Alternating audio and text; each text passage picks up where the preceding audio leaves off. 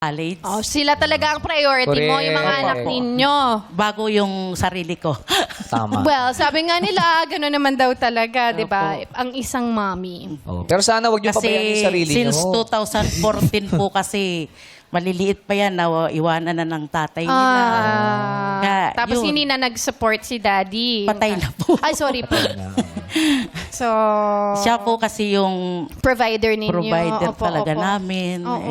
Ngayon, tulong-tulong na lang kami hanggang At least tinutulungan- lumaki yung mga anak ko. Tinutulungan din po kayo ng mga anak Opo. ninyo. Shout out mo naman yung mga anak mo.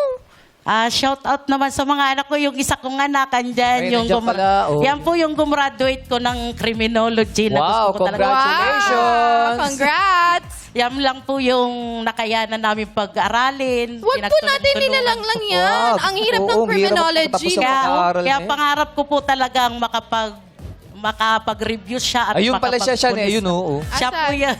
Lumagpas si Sean eh. Hello po. Hi! Anong gusto mo? Ano mo, kuya? Christopher po. Christopher, anong message mo sa mami mo? Good luck, ma.